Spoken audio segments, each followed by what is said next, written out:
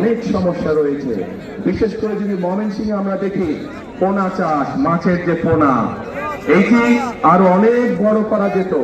এইটি এখন দেশের বিভিন্ন জায়গায় এই মাছের পোনা সরবরাহ করা হয়, কিন্তু আমাদের পরিকল্পনার মধ্যে রয়েছে কি করে এই মাছের পোনার বিষয়টিকে শুধু দেশের মধ্যে সীমাবদ্ধ না রেখে বিদেশেও কিভাবে রপ্তানি করা যায় সেই পরিকল্পনা আমাদের রয়েছে, যাতে করে কর্মসংস্থানের সুযোগ তৈরি হয়, যাতে করে এই এলাকার মানুষ শুধু একটি নয়, এরকম আরো প্রতিষ্ঠান তৈরি করার মাধ্যমে আরো মানুষকে কর্মসংস্থানের ব্যবস্থা করা যায়।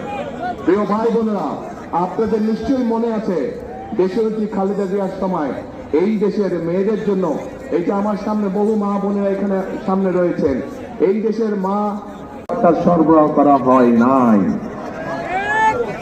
প্রিয় ভাই বোনেরা, বাংলাদেশের মানুষ কি চায়? বাংলাদেশের মানুষ চায়, একজন অভিভাবক হিসেবে একজন অভিভাবক চায় তার সন্তান যাতে সুশিক্ষা বা সঠিকভাবে শিক্ষা পায়, তাই তো নাকি? একজন অভিভাবক চায় তার সন্তান সেই শিক্ষা পাক যেই শিক্ষার পরে, যেই শিক্ষা শেষ হলে পরে সন্তান কর্মসংস্থানের ব্যবস্থা করতে পারবে, বেকার থাকবে না। প্রিয় ভাই বোনেরা, তরুণরা, যুবকরা কি চায়? তারা চায় কর্মসংস্থানের ব্যবস্থা। দেশে মিল ফ্যাক্টরি হবে, ব্যবসা বাণিজ্য হবে, যাতে করে তারা সুন্দরভাবে নিরাপদে ব্যবসা বাণিজ্য বা চাকরি বাকরি করতে পারবে।